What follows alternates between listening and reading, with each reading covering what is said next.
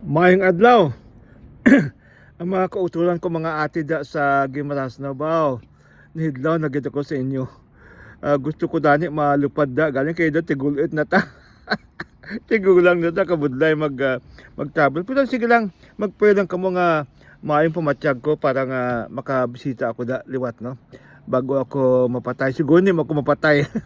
Hanggang 100 years old ako 80 years old ako, subong.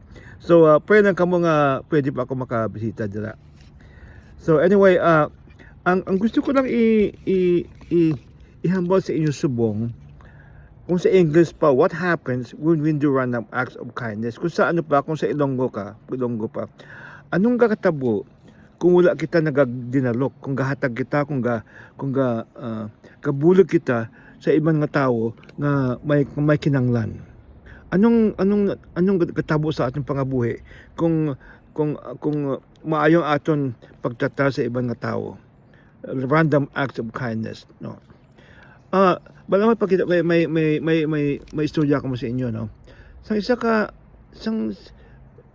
mga couple years ago, nagapump ako sa gas sa gasolina sa akon nga auto, no. Tapos nakita ko may babae nga bata pa, siguro mga 18 years old pa, no. Tapos ang iyang auto daan, tapos may ara sa baby sa likod ng auto niya. Tapos nagpalapit sa ako, sila niya ano ko na sa Ilonggo para maintindihan. Sila niya, sir, pwede ba butang mo sang $10 na gasolina sa ako nga auto? Okay, may kadtuan ako subong nga bisitahan ko nga ako siguro parents niya, pakita ko nga ako nga baby. Galing kayo wala na gisang unod ang ako nga auto eh. Tigimbutan ako sang duty nga $10 lang iyang auto, no. So pag drive ko, pag bukat namin sang ako na feeling doon sa dihan gid ko, no. Pero nag-emotional ako. Doon naghibi ako, saling ko nga $10 na ginhatag ko sa iya, tana ginpuno ko na lang iyang gasolina, ang iyang auto nga $10 lang butang ko. Ang sapatos ko more than $100 eh. Ang mga ako nga ginasuot, medyo mahalon ting ako hindi ko makahatag sang sang $10 or $20 more. So naghibi ako. Puwalaan mo naka-epekto na sa akon inang may experience kan. Damo ako experience nga naka-epekto sa akon. Amo na nagpatindog ako sa organization na tawag na Global Friends. Tungod sa mga experience kong ni nga maayo galing ang makabuli kita sa ibang nga tao. Amo lima ka point ambalan ko sa inyo nga maayo magbuli kita sa ibang nga tao. Balaan mo damo lagit kita. Siguro mga 350 families na nabuligan natin this year. Yo sa Kamuda, tapos may mga 8 manda sa Pangasinan, may Subanin tribes sa Zamboanga del Norte, mga Mangyan sa Mindoro, damo na. Mga more than 350 itong year nga ni nabuligan natin nga pamilya. Yung mga tagaan natin sang mga manok kag mga Di gusto ko lang ipa-remind sa inyo nga tungod nga ginbuligan namon kayo, magbulig naman kung sa iban. No, tani ang 10% ang inyong manok, ang inyong produce. Ara sa Bible nga ang 10% ihatag mo liwat sa Ginoo.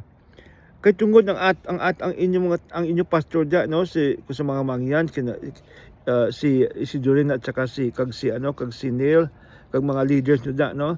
Tapos sa mga I'm sorry sa ate kamo kay Pastor Dance, no.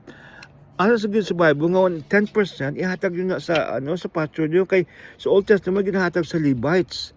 Kasi sila wala sila duta, no. Tungod nga kung wala si Pastor Den, hindi ka mabuligan. Amo nang 10% ng inyong produkto ihatag nyo kay Pastor Dens. Amo nang sistema naton. Hindi ko magdinalok, okay? So anong epekto sa aton kung wala kita dinalok?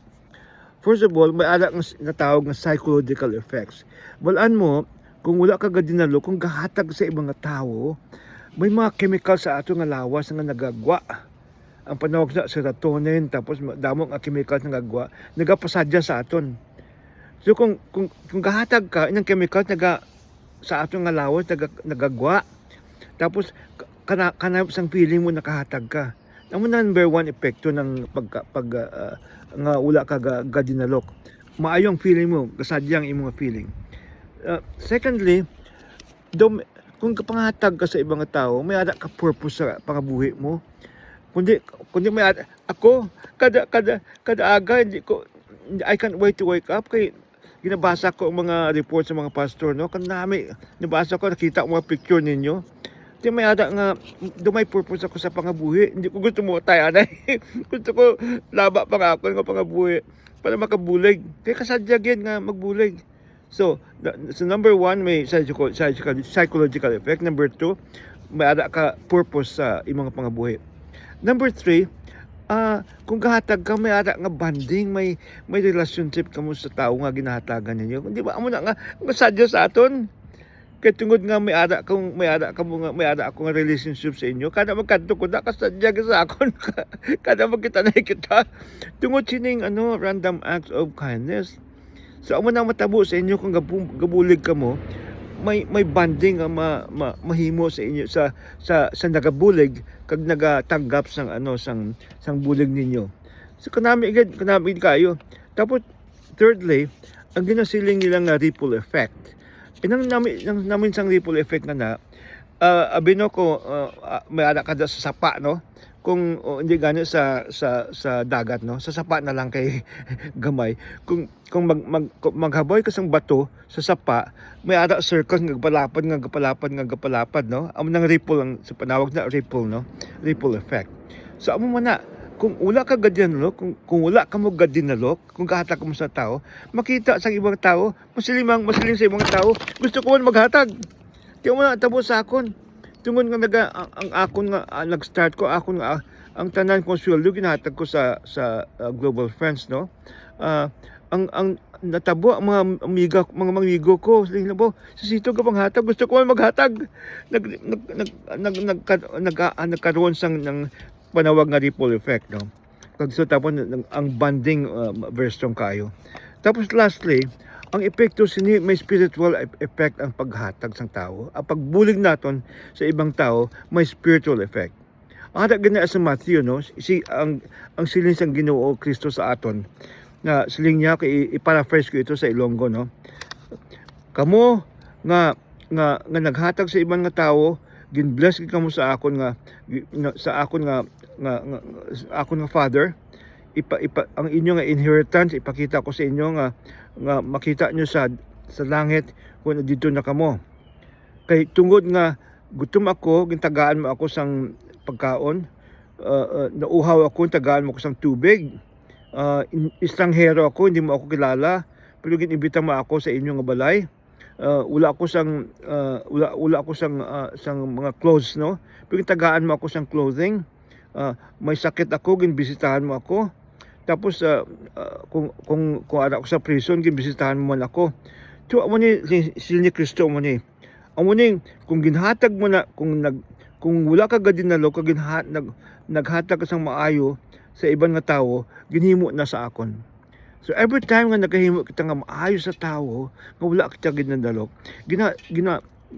nagasadya ang Ginoo sa aton.